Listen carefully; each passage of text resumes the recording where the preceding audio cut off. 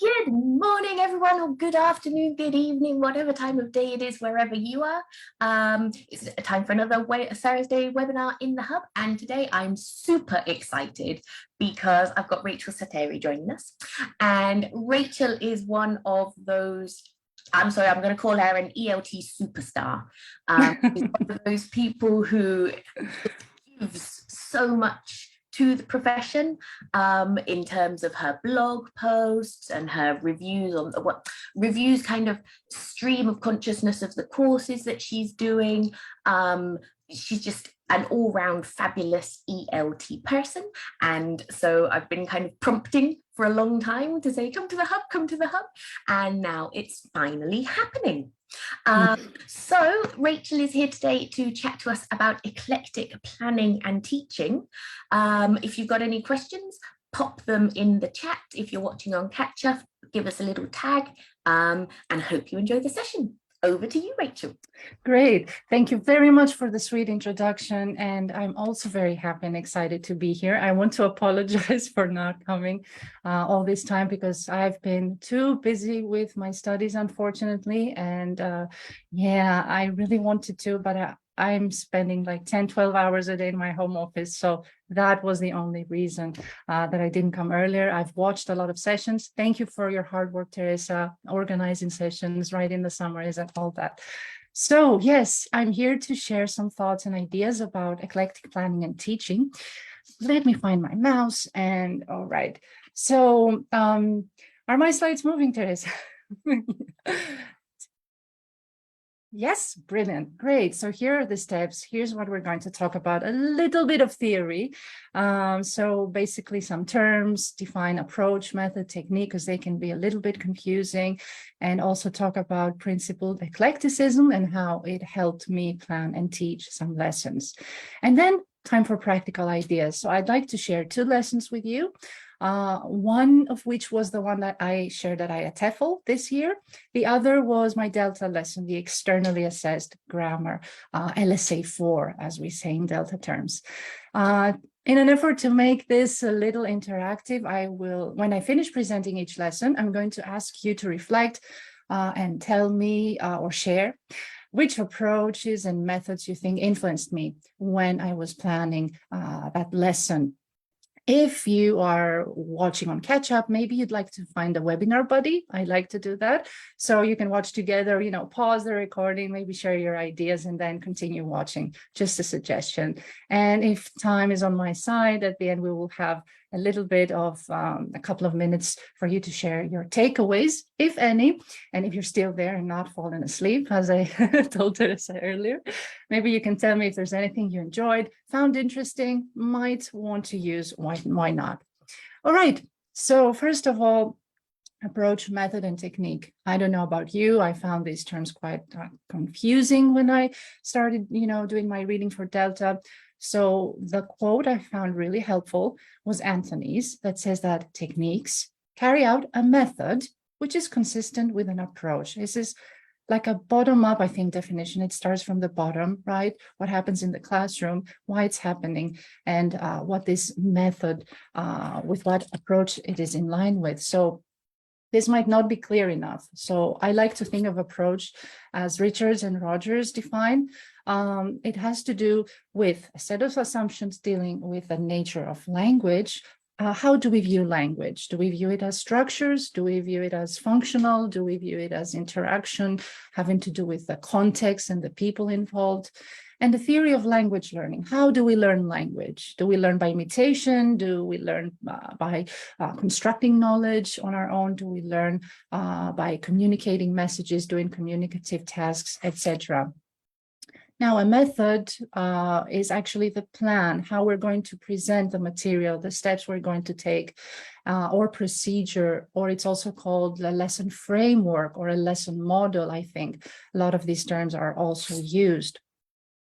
And finally, techniques are the classroom activities, right? The classroom practice, the different techniques that we use when we are following a specific method. And just to illustrate this with an example, I'm going to use PPP. I think we all know PPP, right? Teresa is smiling. Yeah, fresh out of CELTA. is like our Bible. So this is a method or a lesson framework or model, and some activities we use or techniques, drills when we're presenting language, some matching activity, we're doing inductive, let's say grammar teaching, or role plays as a free stage or free practice. Now, to be honest, when I reflected on PPP and I kind of thought about the approach, theories of language and learning, I thought that it was grounded on behaviorism because of this focus on repeating and repeating the structure, one isolated structure until we get it right. I read an article by Anderson, which had a different perspective that I liked. So the theory of language, when we're talking about PPP, is focused on forms, is that, structures are important. I think what Thornberry said, the grammar McNuggets, we isolate language in those bits and we present them one at a time.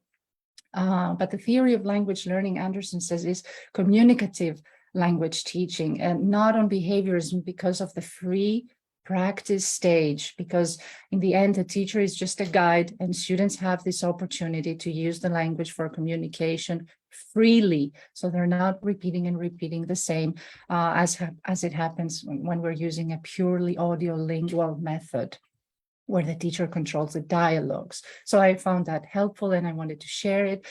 And so when I finished my CELTA and I started teaching, I was following PPP, blindly. And for about 2 years, I was obsessed. I wanted to improve. I was timing myself, how fast I'm presenting language and all sorts of things. But I started noticing that it wasn't helpful for all of my students. At some point, I think it took me 2 years or something.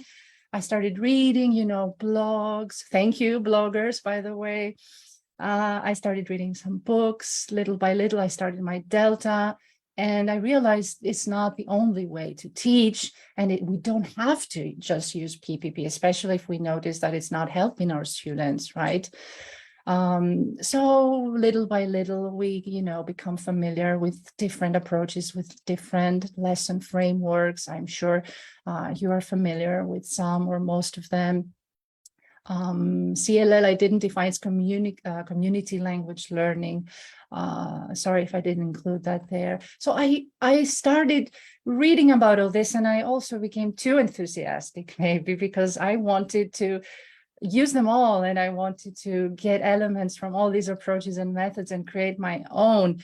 But again, that was not the solution, and I don't think it is even now, because what's important is to really think about our students and what they need to learn and how they learn best and what will help them. So it's not about us mixing, matching to have fun, but it's thinking about what would help our students, right? Where are they struggling and how can we help them by choosing the right activities from different methods and approaches and actually creating a sequence that makes sense and helps them. So principled being an operative word here, right? Principled eclecticism, choosing, not mixing and matching, but really thinking about what works and making the appropriate decisions, not arbitrary selection. So as Melo says here, it's desirable because we choose it. We are the ones who make the choices and we know what we want and we know what we are getting from which elements we're borrowing from each method and approach. It has to be coherent because it shouldn't be random. It should make a coherent whole. It should make sense. It should start somewhere and end somewhere, right?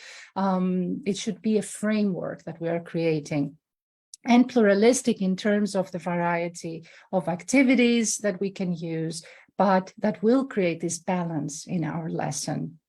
It sounds exciting, doesn't it? Well, to me it did. So I really got into it and I experimented a lot and I tried to find frameworks that worked. And today I'll share 2 of these with you. So this is the idea that I shared at IATEFL in Belfast. And here's a little bit of context.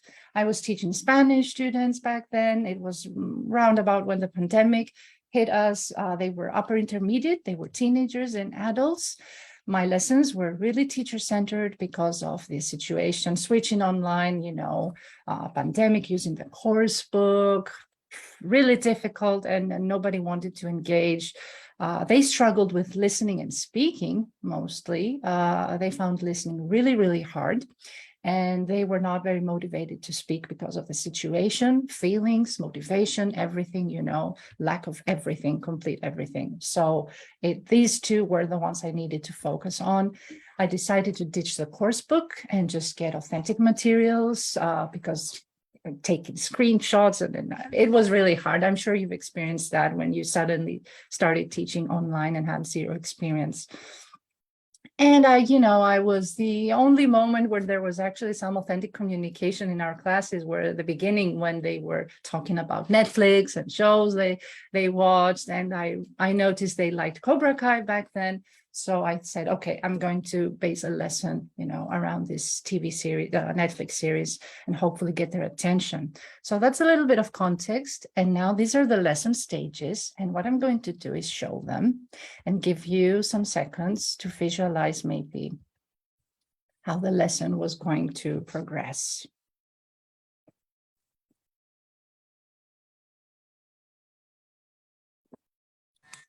I'm going to interrupt really quickly, just because what you were saying before about making it learner-centered and what works for the students.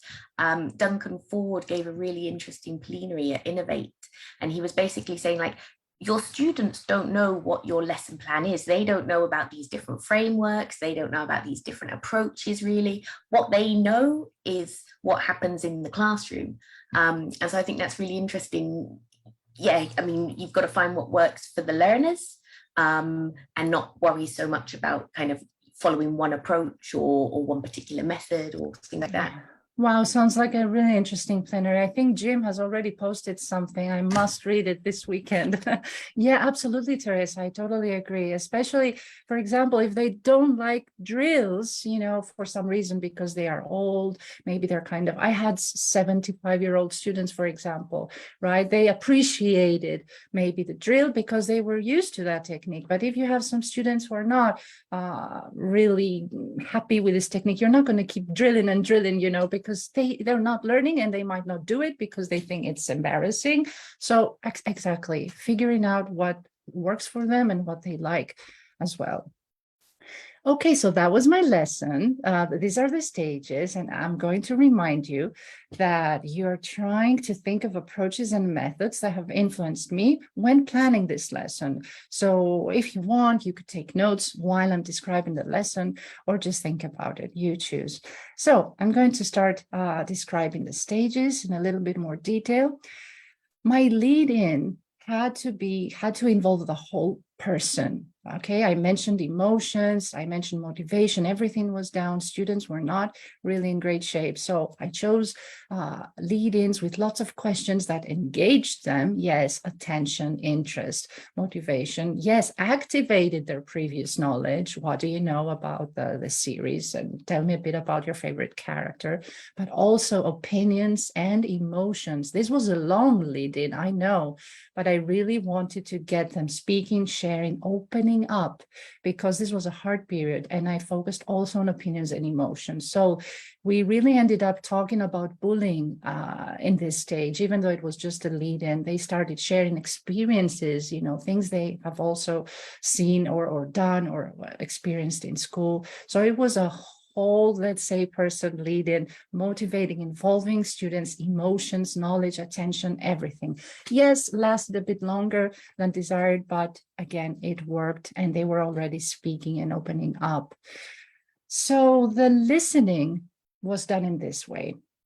I created a transcript I took from different sources, like I created a summary of Cobra Kai from Wikipedia, different blogs, etc. And I divided it into 4 parts, and I asked my colleagues or myself. I also recorded some of myself reading some of the parts of the text. As you can see, it was not equally divided into 4 parts. That was done for differentiation purposes. So some students had an easier part and others had a more challenging. That was done on purpose. And what I did was I created audio links, right? 4 audio links, and then I divided students into groups.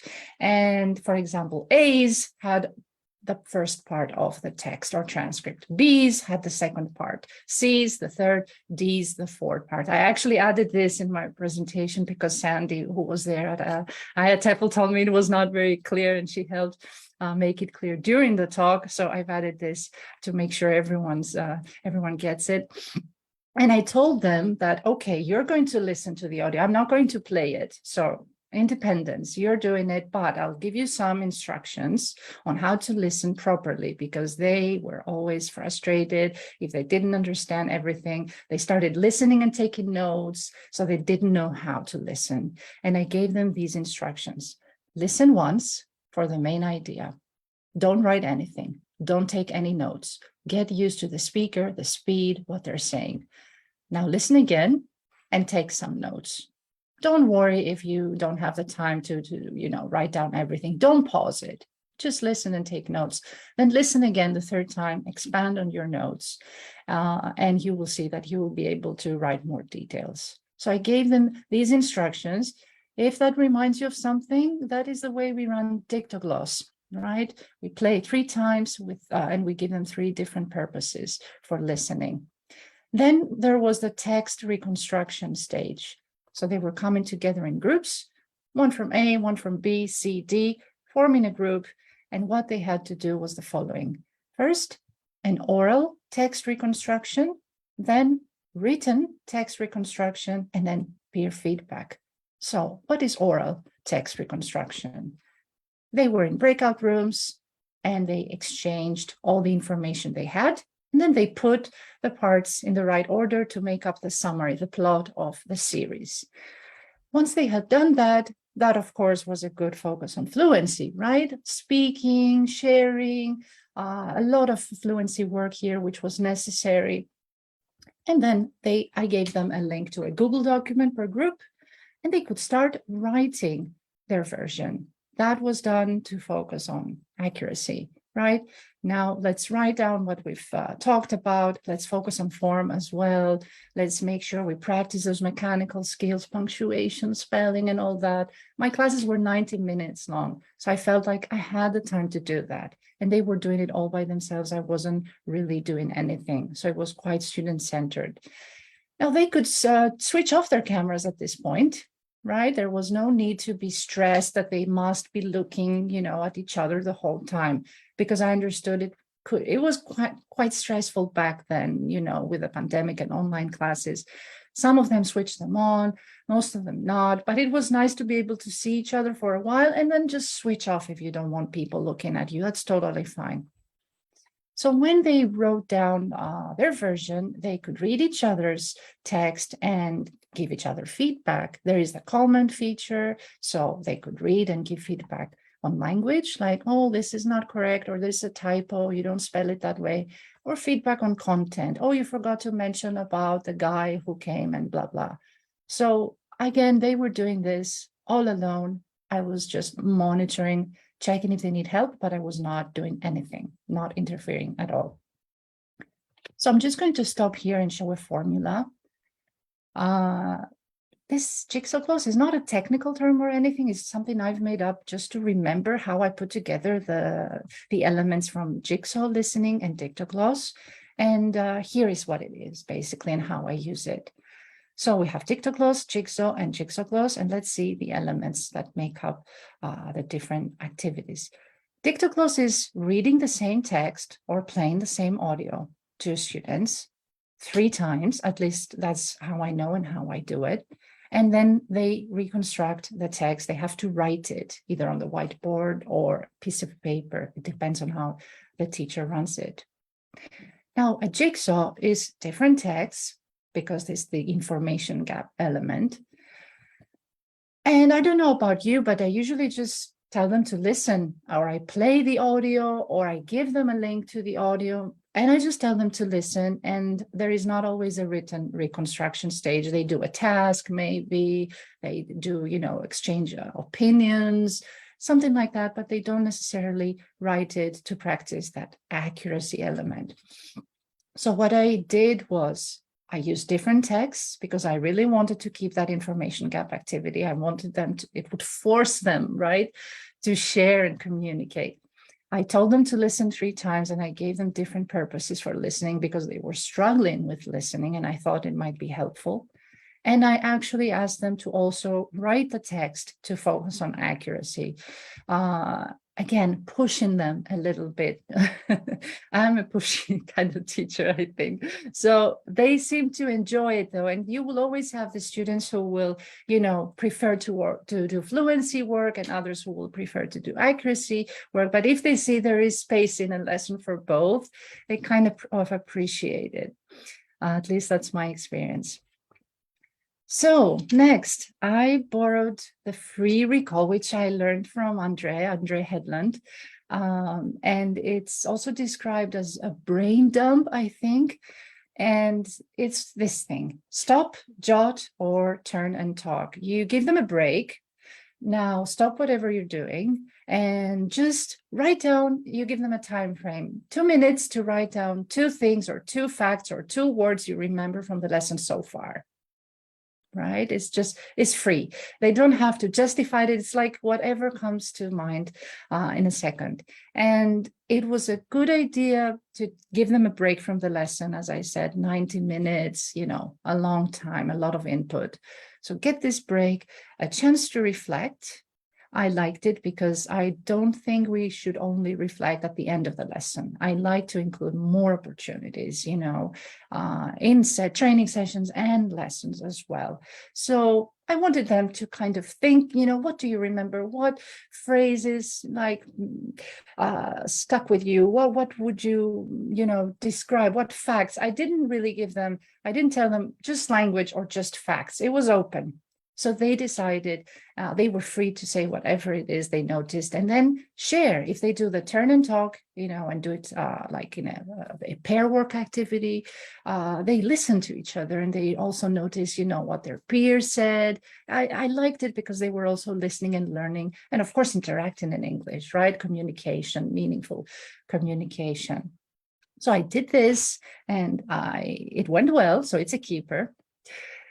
And the next stage was to focus on lexis.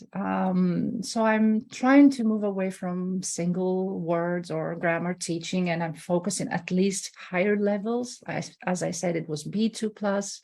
So at this stage, I feel they benefit from combining words they already know, to make longer stretches of speech.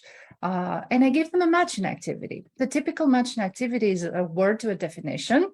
I gave them match the chunks to their definitions, right? You have the table with the lines and everything. And an example is an adjective noun, for example, collocation like social outcasts, which was in the theme of bullying, Cobra Kai, etc. What does it mean? There was on the left social outcasts, on the right the definition. Another example, a semi-fixed phrase like a gang of bullies, a gang of. We can use it with more nouns, right? So they had to also match it with the meaning. And my intention was to raise awareness of these chunks and lexical items, moving away from single words when we want to become more fluent, memorizing and learning phrases like these. I think they call them islands of reliability. I really like that because you can rely on them to be fluent, and then you can think of what you want to say next, right? So I did that, and when they'd done the matching activity, I told them, so now go back to your Google document where you wrote your version of the text. Did you use these chunks? Did you notice them in the listening? Did you hear them? Were you able to decode them? So some of them, yes, but some of them, no. So we did some emergent prawn practice, a little bit pronunciation, connected speech, because maybe they weren't able to figure out, some elements, some changes happening between the words or stress, maybe. So we did some activities there to help them with pronunciation. And then I told them, now, great, go back to your text and see where you can use the chunks if you haven't already used them. And that was again done in groups. So they were again working with their group. Okay, so we have this collocation and this, let's go back to the text. Where can we use it? They were kind of excited. And it was the first time they were doing this activity. It was a controlled practice activity, of course, but they found it kind of, I don't know, motivating, exciting. They really liked it. And it was the first time I was using it as well. And I liked it. And I'm now using it more and more. Teresa, am I going too fast? Is everything okay? Yeah. No, it's absolutely fine. I'm gonna steal this whole lesson because I just think it's fantastic. Sylvina's commented like she's gonna steal it as well. Hi, Silvina. And yeah, we were saying in the chat about that stop, jot, turn and talk. Mm. It's so important to get learners reflecting on the learning. Like you say, not only at the end when it tends to be, when they're out the door, oh, tell me one word you learned today. Yeah, in a rush, don't go. Yeah. True. Well, thank you for your comments. It's nice to know there's people there, and hi and good morning. Yeah, I agree. And I'm grateful to Andre for teaching me this. And I'm using it a lot in my classes. True. And I'm going to use it with you. Oh, spoiler alert.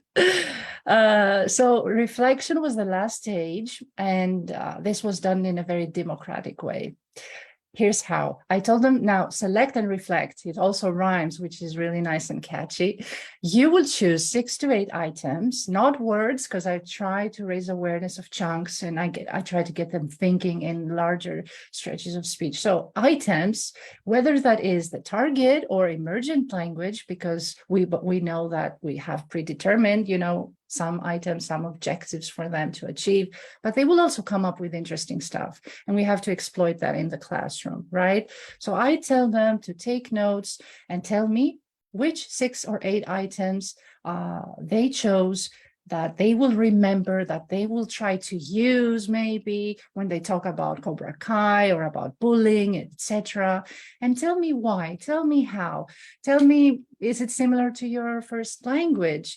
Why did you choose these items? I was curious and asking all these questions to make this reflection at first individual, right? And then dialogic and collaborative, because they would start sharing in open class and they would listen to each other. And that really, it was a great outcome. I love that discussion that we had in this first lesson.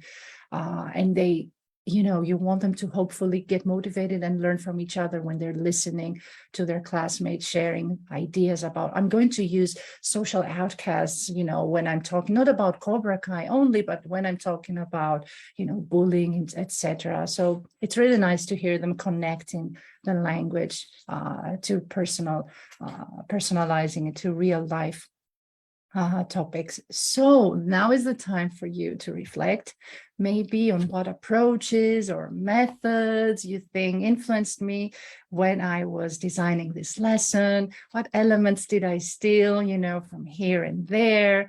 And as I said, if you have your webinar buddy, you can chat with them, or if you're there now and anything comes to mind, let's share so I can take a break as well and breathe. No, I'm joking, but I'd love to hear, if anyone spotted any kind of method or approach that I stole elements from. Let's see what they will say. I'm going to wait and see if anyone's doing their homework in the chat.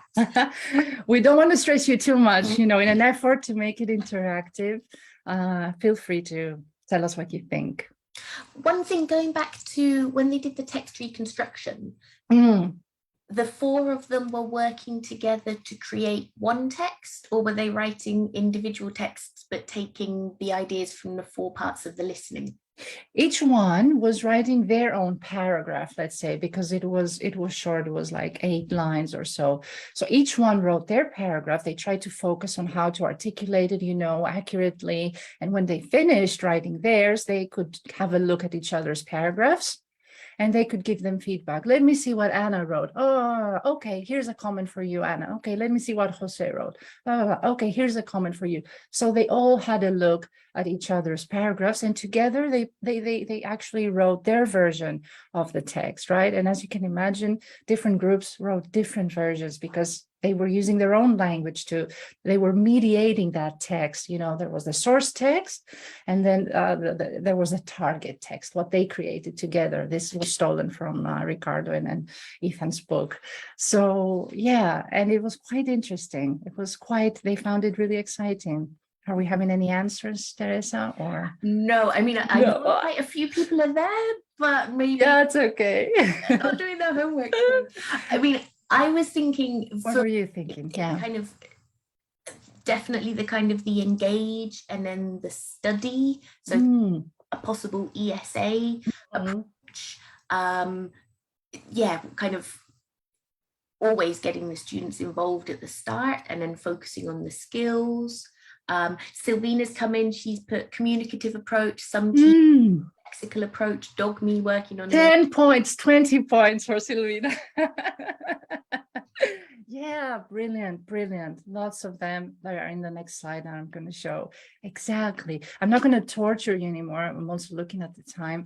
So yes, brilliant. Here are some lexical approach, not strictly following a lexical approach, just trying, to include a lot of chunks and semi-fixed phrases, collocations. The easiest bit is adjective noun collocation, so simple, but so useful. And a humanistic approach. So now that I'm also writing my assignments for the Mapley course, I'm realizing I'm heavily influenced by humanistic approaches, really paying attention to feelings, seeing the student as a whole person first, giving them space to express emotions, thoughts, opinions, working together. The teacher is a counselor, is just there to facilitate, not being, in the center, let's say, of the class or at this stage, not at all, just being there to help when they need and ask for help. There is this jigsaw, which is described as a task-based activity. I know in Anderson and McCutcheon's, the two Neil's books, they have jigsaw and dictogloss as task-based activities. And there is the dogma, yes, Silvina, the emergent language bit, also inviting students to come up with, language they notice, not just what we teach, and having these emergent language moments. Okay, let's do some pronunciation activity here, because here that language bit was difficult for you. Let's see. So having these moments, not just what we decide, but also dealing with what comes up. And what else? Yes, this free recall from the science of learning. I haven't really studied, the science of learning framework and followed it completely, but I like this bit and I'd like to give it, to read more about it. And yes, communicative language teaching, student-centered as much as possible, getting them to do tasks. As you notice, there were a lot of tasks for them to do. Listen, reconstruct, write their own summary. They're all meaningful tasks, right? Because you may write the summary of a TV series or a film for IMDb, that website, and people are chatting and writing opinions and reviews. So it's a meaningful task. It's not something that, it's out of question that they would never do it. So I found that I've been influenced and mixed and stolen, let's say, some elements from these different methods and approaches. So well done. Part 1 is over. That was the first lesson. I hope you liked it. And what follows next is a free recall. So I'd like you to take a minute, let's say, because we don't have too much time. If you're watching on catch up, you have more time, so you can cheat. Just stop and jot, right? So you can write 2 things that you remember, whatever these are, 2 things, nothing else, no more instructions, right? 2 things you remember. Let's see what they will say. And then you, Teresa, you have to tell me. Well, I'm definitely going to look into this free recall and the science of learning. Yeah, because it's probably free recall is a term that I've heard before. But yeah, if there's a whole theory behind it. Harry says, are we doing a no effort, webinar or just in general? Life in general, 2 things we've learned.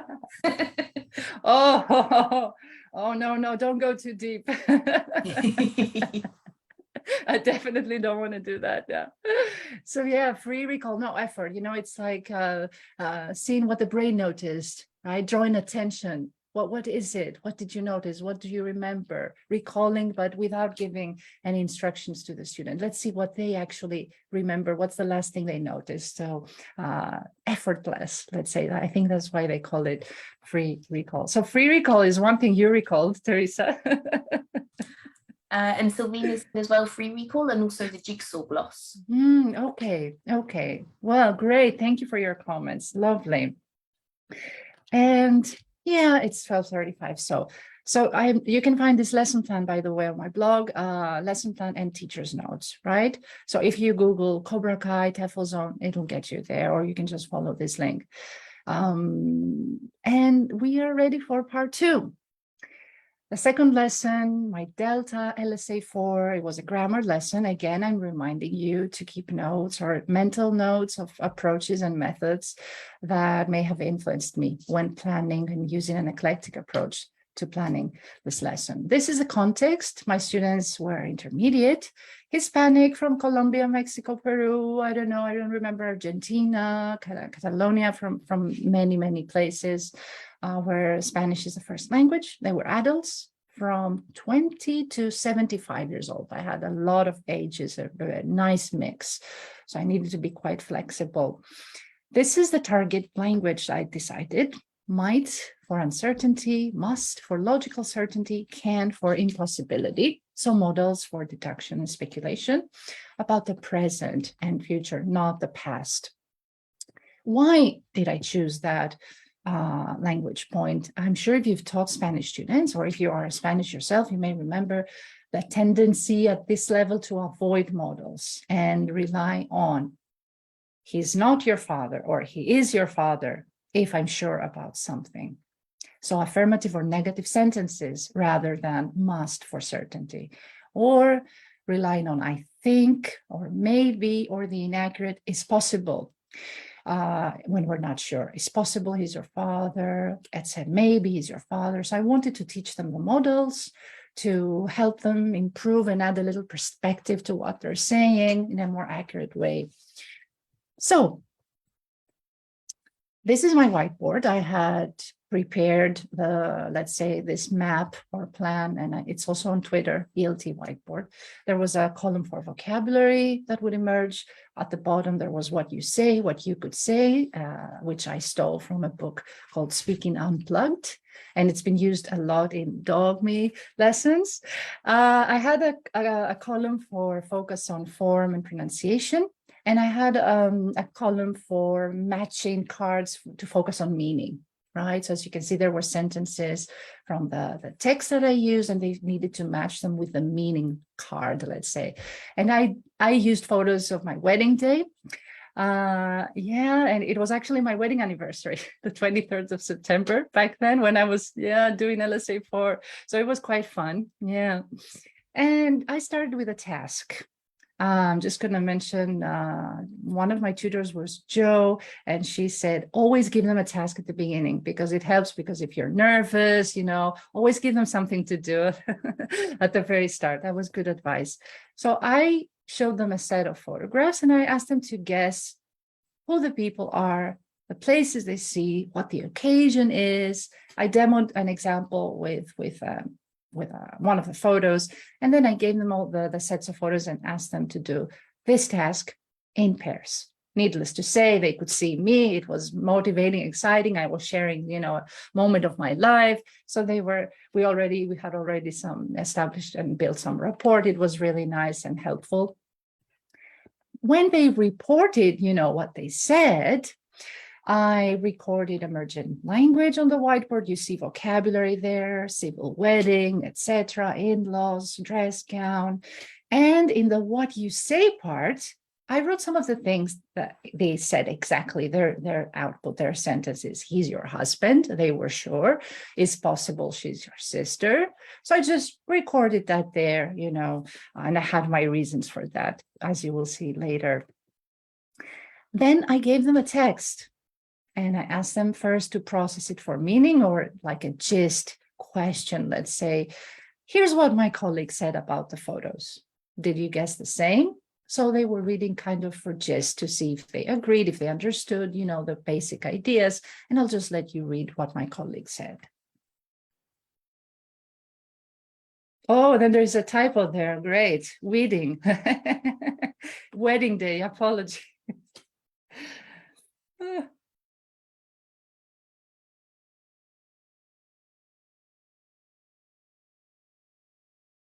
So these were the three things they read, right? And at first they had to say if they agreed or disagreed with what the people said. And then we highlighted the models, and I asked them, okay, so here are the models, okay. They had an idea of what the speaker said, a rough idea. So I asked them to tell me why. Tell me the reasons. Why is speaker number 1 using must? Why is speaker number 2 using can't? And why is speaker number 3 using might? I stole this from a book called Teaching Grammar from Rules to Reasons. Danny Norrington Davis, great book. And I'm telling you, a student said, levels of sureness, and I'll never forget that, because you really see that they're reflecting, they're comparing, they're thinking, and he even coined the word, trying to explain, to express himself. He said levels of sureness, and that was when it was the perfect opportunity for me to feed in certainty, because he knew what he wanted to say, but he was missing the word. So it stuck with him, and that was it. He was using certainty, until the end of the lesson. So they talked about it, and then just to consolidate that, they did the matching activity on the whiteboard. They had the cards there, and they moved them around and matched them. So I have reasons to believe this is true. This must be. I have evidence. I see from the photo you're holding a bouquet, etc. Or I have reasons to believe this is impossible. This can't be your parents. You don't look like them. I have some evidence. So they matched this, and now I was sure that they understood the meaning of the models. And that's when we moved on to pronunciation work. Now, if you're familiar with the botanic walk, Caldwell's botanic walk, there is the planned form where the words are, it's a dictionary form, how they sound in isolation, clearly and nicely. Might, must, can't. And then there is the garden form where the flowers kind of touch each other, and words they connect, and some sounds disappear. So instead of might be, we have might be, or must be, or can be. I didn't focus too much on different features of connected speech that could occur there. I just did a lesion of T. And I didn't use the jungle, which is the next part, which is the messy, authentic way of speaking, but at very high levels, and mostly native speakers. And I didn't use that because in a previous class, they told me it was too hard and it was not useful. They didn't find it useful. They wanted to focus on the comparison, the difference between the plant form and the garden. Just these little changes that happened because they were not at a high level to be able to watch, C2 videos and get that messy jungle form. So according to what they needed, that's what we did. And I drilled a little bit and they repeated, and they found this quite helpful to notice the elision of t sound, for example. And then they corrected their own sentences. So I showed them, okay, this is what you said earlier. And now let's see what you could say and how you could use the models to change your initial sentences. That was motivating because they noticed their own gaps, right? It's not just controlled practice, whatever, their own sentences. Okay, now we have some new knowledge. What will we do? How can we upgrade, our own sentences, our own language? And they found, slowly, they processed it and used the right models to correct. And there were more than 2. There were like 3 or 4 sentences, but I don't want to overwhelm you now. And then, as I said, I had young students. I had some 70 plus year old students, all adults. I wanted to give them some space to think, to talk. They're not machines, they're humans, right? So I wanted them to take a minute and think about everything and tell me. I wanted to give them that silence from the teacher and time to think and tell me, is this easy or difficult? How do you feel? How is it different to your first language? Of course, I knew because I had an idea of the Spanish grammar, but I wanted them to make that comparison. And And I gave them some time and I stood silent. And actually, a person raised their hand and said, yeah, might is difficult for me. It's difficult because, the spelling, I will not correctly pronounce it. I will forget. There's too many letters and only one sound. I understand what it means, but I don't know. Then we started doing some brainstorming. I said, let's come up with more words that rhyme with might. And, if you take away M, what can you put? Can you put another letter here and make a word? And they were, right, fight, side, tight, etc. So, okay, this was like a game and it wasn't planned, but it kind of helped, not, really help consolidate the word, but it gave an extra practice that was necessary on the spot. It was all I could do. It was LSA 4 as well. It was all I could come up with. But the student, looked a little bit, less worried, let's say. So after giving them that space to talk about, what they liked, what was easy, difficult, I said, don't worry, it doesn't stop there. We're going to repeat. It takes time. Language learning takes time and effort and practice. So here's what we're going to do. I'll give you new sets of photos. I've come here equipped. So I'll give you new sets of photos and you're going to look at them and try to guess again who the people are, the places, the occasion, and try to use the models as well. And I was monitoring and prompting, what can you say here if you're not sure? I was trying to do that to push them a little bit, of course, not too much. Some models, came up, but not all the time, I must say. So there was a feedback stage where I kind of, wrote on the whiteboard, good examples, well done. What could we have used here? If there was another example for, not sure, or I'm very sure, I have evidence, etc. So I was trying to get them to practice. This was still a practice stage, and it was okay for me to help them, get there. And again, another stage, what we also call metacognitive stages, right? Because they stop and they think about their learning. And again, I gave them space. I was silent and I asked them some things like, did you feel comfortable using the models?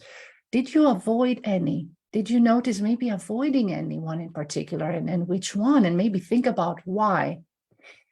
Did you see any improvement? Did you think that you used the models more than the first time? And I was there waiting and letting them think about that. And in fact, I got some really great answers again.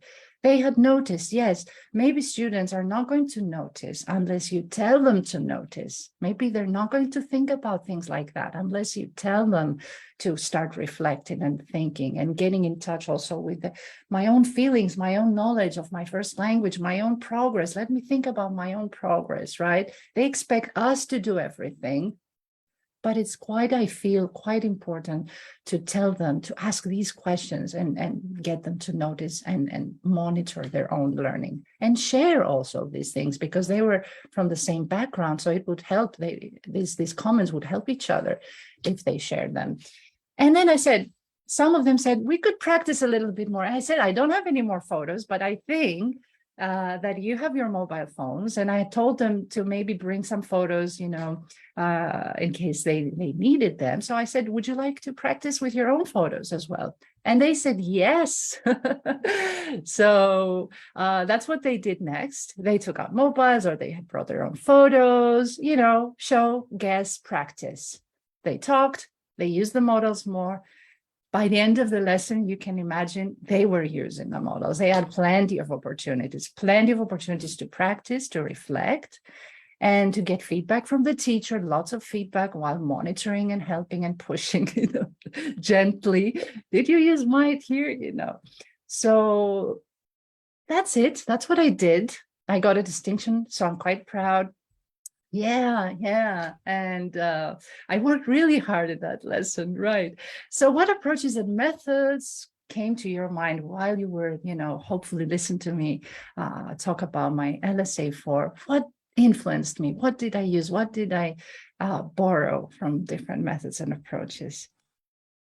Okay, we'll see if Sylvina's the only one that does. Oh, Sylvina, you're my hero. You're still there. Oh, goodness. A quick question, because I'm less familiar with the Delta. Do you have to submit an essay by the lesson plan? Absolutely. Yeah, I Okay. think you need to submit everything 2 days before the assessed lesson. Wow. So you need to have written your essay 2,500 words, where you mention why you've chosen your focus, an analysis of the system or skill, the issues you expect to have. Your students will have the suggested answers and solutions, and your lesson plan, of course. And mine was 50 pages long. I Say mean, four. they are monsters It's when you hard get to work, that level. Teresa. Oh my God, it's hard work. Yeah. And it was my wedding anniversary. So I didn't even really celebrate. I was just, yeah, I went home so tired. Yeah. And as well, in as part of that essay, do you include a rationale for your approaches and methods? That's in the lesson plan. You do the essay is a more general, is a general approach. You kind of approach the skill or the system, a big picture view, and you anticipate some problems, but you can mention also other contexts. You don't mention the class you're teaching. You may mention, my Chinese students from last year could have this problem, or my Italian students, my business English, class may have this problem. So you are free to mention, and actually you must show this awareness, of different L1s, different contexts. So, but the lesson plan is what really focuses on the lesson you're going to teach. That's where you narrow it down and you say, yes, there is a commentary why I'm choosing this approach, or I'm using an eclectic approach because my students, and I even named them, Basilio said this, or Juan said that. So I showed this awareness of what they want and need from me, right? Yeah. It's tough. Well, it is Sylvina who's commented again. Harry's Yay! in work. So she said again, dogme, TBL, communicative, deductive, guided discovery. And then I was thinking as well, kind of a test, teach, test in terms of. Mhm. Exactly. Well, great comments. Yes, thank you. So actually, I learned a term from my tutor then, which was task, teach, task. Right? It's like a mix of test, teach, test, or the TBL, because I gave them a task. Then I taught them some predetermined language. I decided it was models. Usually TBL is more free. You don't really choose, the language. You work with what comes up. But I'd already chosen, right? So you see eclecticism here. Task, teach, task, and task again, task, because they repeated twice. So yes, absolutely. Text-based as well, because there was a text and it was not used, as a lead-in. It was used kind of after the first task, and there was a gist question. So it was like half the comprehension approach from there, a text and a gist question, not focusing too much on no true or false things. No, it was just there to help them with the meaning of the models. And that's why it was so short, because you might, ask yourself, B2 level, intermediate level, so short, because it wasn't a reading lesson. And it was just there to help them understand the meaning of the models. As I said, Norrington Davis from Rules to Reasons, which was inductive, let's say, because we show them the examples first, right? And they come up with the rules. Examples first, rules later. But he doesn't use rules. He uses the word reasons, because rules are fixed. Reasons are more dynamic. And we focus on the context, the specific people, these speakers. Why did they use that language when they're talking about your wedding? It's not a general thing. We're focusing on the people in the text and their reasons for using the language. And I like that approach. Botanic walk, but with a twist. So no jungle, because students don't want the jungle. And if they don't want the jungle, I'm not giving them the jungle. Yes, dogme. There is always this dogme moment, this also attention to what students are saying, this spontaneous, let's say, use of language, not just what we expect them to say to tick the box, which is the activity I stole from Teaching Unplugged. What you say, what I would say, or what you could say, or what you should say, depends on how prescriptive you want to be. I like what you could say. Actually, I should have corrected this. So an alternative way of saying the same thing. And again, humanistic, really important, giving them the space to think, giving them questions, meaningful questions, so that they understand the language learning process. They're monitoring their own progress, sharing with each other, asking them what it is that they need help with, putting them in the center. And it's not just about training people to learn a language, right? So we have to remember that we're humans, we have feelings, we have thoughts, and we have to give them space for that in the classroom, and us to be quiet for some minutes. We don't have to speak all the time. All right, I think that's it. And 12:55, great timing. Hey, so select and reflect if you wish, and if you want, and if you're still there and not sleeping. You can just select one thing, because we don't have time. One thing that you liked, you might use, you understood, you found an interesting idea or something you hadn't thought of before. Whatever that is, feel free to write it and tell us why. So even if you're there now, you can do it, or later, please do it. Or you can also find me on social media and let me know. And again, Teresa, you will have to do it. Yeah, I mean, I've got so many takeaways, and I'm already thinking of things that I can share with the Dip Soul teachers. Oh wow, that's great. Yeah. So definitely lots of great tips for them. Harry, he's posted Hi, this Harry. a couple of times. We're borrowing and adapting, not stealing. Right. Yeah, exactly. Thank you for the synonyms. Borrowing and adapting, definitely. Sylvina says she likes the idea of the teach, test, task, or the task. Yeah, task, teach, task. Teach, task. Me too, Sylvina. Yep. Me too. Mm-hmm. Yep. Harry says he's going to use wedding photos for modal. See, so many takeaways. But I mean, I think as well what you said about bringing your own life into the classroom really does motivate the students when they see us as human beings as well, and not just the teacher. And rapport is everything. That's my motto. I mean, it's so important. We're talking to people. We are, humans interacting, connecting. I've had students for 3 years. We're almost friends by now. We've built this relationship, and we will spend maybe half the lesson talking about each other's lives. So it is important. And yes, they want to see you also share, these moments. And then it's really nice actually when they do. It becomes a more meaningful interaction. So, and it lowers, this affective filter, or these negative attitudes, emotions, and they are more motivated to participate. That's what I think, at least. That's what experience has taught me. And just before I forget, oh yes, thank you. And you can connect me. I don't think there's any other Rachel Tsateri on social media. So if you Google me, you can find me on Twitter, on my TEFL Zone Facebook page. And I just wanted to take a minute also to show the references. I forgot to, now that I came up also with Ethan and Ricardo's book, Activities for Mediation, and also Scott Thornberry's McNuggets. I'm sure I'll find a link and share. And I think that's it, 2 pages. Yeah, that's it. Well, if you're watching the recording, you can pause and you can have a closer look. And that's it. Awesome.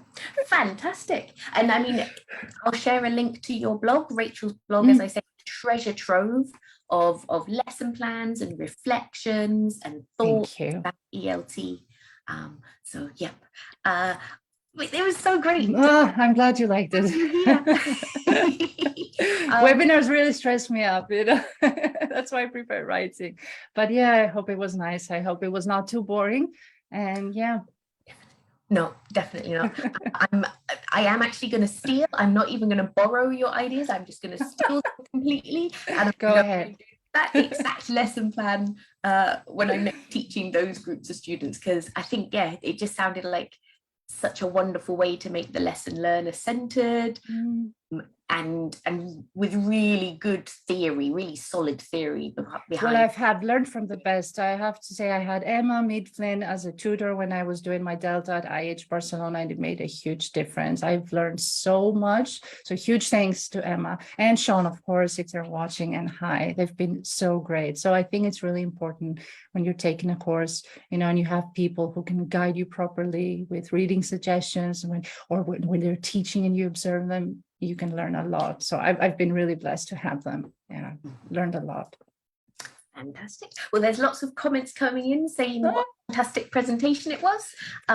So yeah, thank you again, Rachel. If you're watching on catch up, and do feel free to leave us a comment if you've got any questions that come up, and I'll be back again in a couple of weeks with another webinar. Have a great day, everyone. Thank you for watching. Bye-bye.